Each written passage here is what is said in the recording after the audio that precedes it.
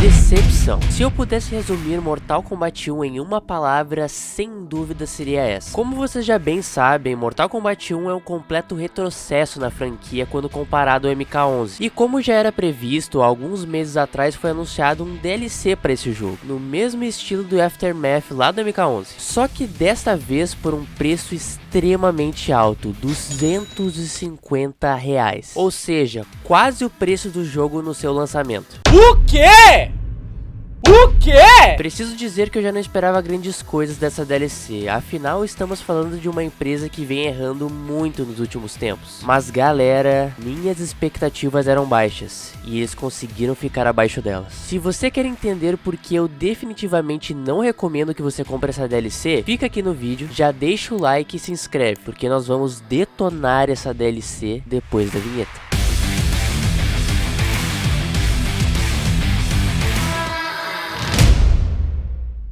Essa DLC já estava sendo prometida desde o lançamento do Mortal Kombat 1, porque logo depois daquele final broxa do modo história principal, assistimos uma cutscene com Havik, deixando um gancho para uma possível continuação. Desde aquela época eu já tinha certeza de que isso seria explorado em uma DLC. Afinal, Mortal Kombat 13 ou Mortal Kombat 2, chama como quiser, com certeza não teria o Havik como vilão principal. Quando saíram os trailers eu tive a certeza de que a história não teria um grande peso na narrativa canônica dessa nova era, porque eles precisavam segurar tudo que eles pudessem dessa história ruim que criaram para essa continuação da franquia. Mas calma lá, antes de falarmos da narrativa, vamos focar nos personagens. Uma das coisas que me deixou bastante surpreso na DLC foi a presença do Conan, Pânico e do T-1000. Todos os Mortal Kombats desde o 10 seguiram um tema estabelecido para suas participações especiais. Mortal Kombat X trouxe uma temática de filmes de terror, com personagens como Jason, Predador e o Alien. Mortal Kombat 11 seguiu com filmes de ação dos anos 80 e 90, trazendo Rambo, Robocop e o clássico T-800. Agora em Mortal Kombat 1 temos uma temática voltada para os quadrinhos, com personagens convidados sendo o Pacificador, Omni-Man e o Homelander. Por algum motivo, eles decidiram abandonar essas temáticas e misturar 3 personagens de temas completamente diferentes. De verdade, não sei se eles não conseguiram os direitos para colocar outros personagens, como o Lobo da DC, que todo mundo vem pedindo desde o MK11, ou até mesmo Sandman, que poderia aparecer, afinal esses personagens são da Warner. Mas enfim, eles tiveram a cara de pau de deixar as participações especiais de fora do lançamento do game para poder estender a vida útil desse jogo porcaria por mais algum tempo, já que o modo invasão não consegue fazer isso. Sendo assim, nem vale a pena continuar comentando sobre eles. A Cyrax e a Sector foram uma grande surpresa para mim, e não por terem trocado o gênero das personagens, mas sim por só terem aparecido agora. Isso porque o Cyrax e o Sector já deram as caras lá no MK11 e tiveram um papel muito importante na história. Inclusive, nós até mesmo lutamos contra eles. Como eles não apareceram no momento mais propício, eu achava que a NetherRealm não iria trazer o ketchup e a mostarda tão cedo para a franquia de novo. Afinal, estamos em uma nova era e mal conseguimos aproveitar o clã Lin Kuei direito.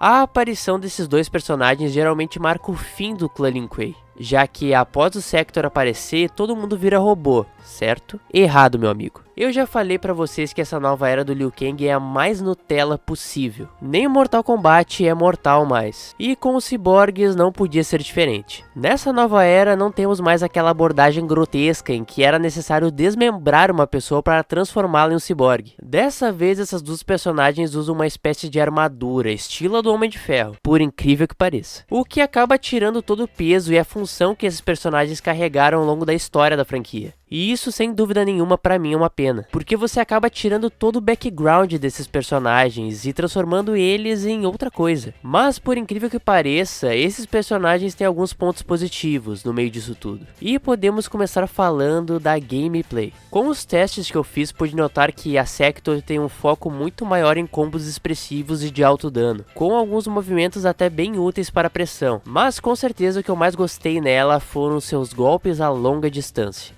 Eles ajudam a ser aquele cara chato da Ranked que só fica spamando poderzinho no canto da tela. Além de ter essas opções de longe, ela também pode usar um escudo que a protege de golpes à distância. E não pense que é só porque ela tem zone que ela não faz nada de perto. Essa personagem dá muito dano, pessoal, é sério mesmo. Não posso deixar de comentar como os movimentos dela são muito bem animados. Diria que estão até tão bem feitos que parece até uma personagem do MK11. Na minha opinião, esses 3 personagens que foram lançados são muito bons, mas definitivamente o Noob é o segundo melhor entre eles. Eu não sou muito fã dessa abordagem de mago que estão dando pra ele, afinal ele sempre foi um ninja, mas recentemente parece que a NetherRealm tem esquecido disso. Pelo menos esse novo visual me agrada muito mais do que o do MK11. Pra mim, ele é o personagem mais difícil de se jogar dentre esses 3. Durante o modo história, tive muita dificuldade em aprender a utilizar seus golpes pra combar e entender pra que serve aquele power-up de meia lua quadrado dele. Ele, sem dúvida nenhuma, não é um personagem pra se jogar de longe, pois tem pouquíssimas magias pra isso. O ponto forte dele, na minha opinião, são os setups e resets com a sombra. Enquanto você pressiona o adversário, consegue deixar a sombra carregando um golpe que não pode ser defendido, o que abre uma brecha para jogar essa magia e continuar combando. O Noob Saibot foi com certeza o personagem com a qual eu mais me diverti no modo treinamento, e aposto que jogarei algumas rankeds com ele. Quanto à lore dele, bom, acho que podemos deixar isso para mais tarde do vídeo. Quanto a Cyrax, eu preciso admitir para vocês que a gameplay dela não é muito meu estilo. Não diria que ela é uma personagem de grandes combos e dano, mas sim para muita pressão. Pude encontrar diversas Cyrax que me deram um sufoco na ranqueada, e por conta disso me arrisco a dizer que ela talvez seja a melhor personagem dentre esses 3. Cyrax é uma personagem que se sustenta por causa da sua vasta lista de opções, mas não é de hoje que essa personagem é roubada, porque no MK9 ela era simplesmente a melhor personagem do jogo todo. Antes de falarmos sobre o lixo que foi esse modo história dessa DLC, vamos comentar sobre algumas coisas que vieram junto com ela, e que já deveriam estar presentes no jogo desde o seu lançamento. Finalmente, temos o modo treinamento online. Eu acho que esse foi o primeiro Mortal Kombat moderno da história a não contar com esse modo desde o lançamento. Só para vocês terem noção como a situação é feia. Junto a esse modo também chegou o misterioso Santuário do Guerreiro, que é apenas um ranking onde mostra o nome dos jogadores. Bora ser sincero, esse modo sem dúvida nenhuma não era para ser isso. Porque para ficar um ano em breve e ser só isso, a conta não fecha. O que me leva a crer que, como a Warner está falindo e esse jogo é uma porcaria, eles decidiram mudar de ideia e fizeram qualquer coisa, só para não voltar atrás. Outra adição que vale a pena destacar são os Animalities, que, para ser sincero, possuem uma qualidade muito superior a muitos Fatalities entregues no lançamento do game. Claro que existem muitos Animalities que não são grande coisa, porém ainda temos vários que receberam um ótimo capricho, como o meu favorito,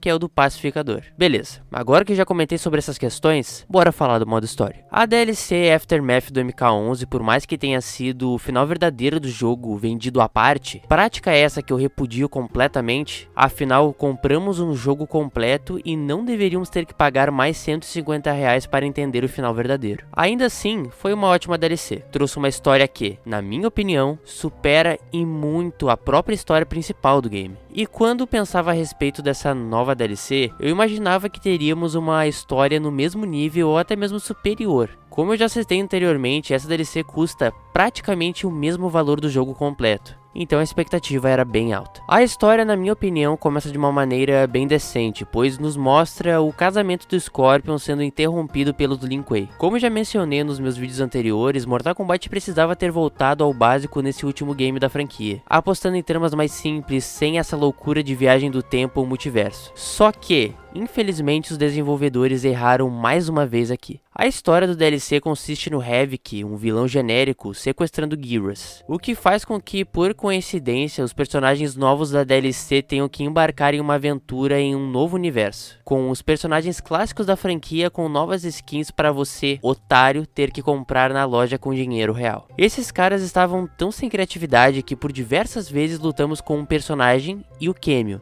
e logo depois a ordem se inverte, só para alongar ainda mais a duração da história e tentar de alguma maneira justificar o preço dessa porcaria. Pra resumir, Sub-Zero é transformado em Noob Saibot pelo Havoc, dá uma surra no Scorpion, mas apanha pra Tanya numa boa. Após essa novela mexicana, voltamos para o universo do Liu Kang e controlamos o Noob Saibot. E depois de muita luta desnecessária e enrolada, finalmente chegamos ao boss final da DLC, que é nada mais nada menos que o Havik com um pouquinho a mais de vida. E logo após essa forçação de barra absurda por parte do roteiro, que faz com que o Noob Saibot derrote um literal deus que recriou o universo inteiro, essa bosta finalmente termina, com o Noob Saibot sendo criogenado e o universo do Nutella Combat seguro mais uma vez. Pra finalizar, pessoal, não comprem esta merda de DLC. Eu mesmo não comprei. Esse vídeo só é possível porque um amigo meu foi otário o suficiente de comprar. Desde o começo eu já imaginava que essa DLC seria muito ruim. Porém, pra ser sincero com vocês, eles superaram as minhas expectativas. Essa DLC é muito inferior à que eu já tinha imaginado. E olha que o que eu tinha imaginado era muito pouco. Muitos jogos que eu critico aqui têm pontos positivos e negativos, mas na minha opinião, sinceramente, é muito difícil encontrar algo decente nessa DLC. Portanto,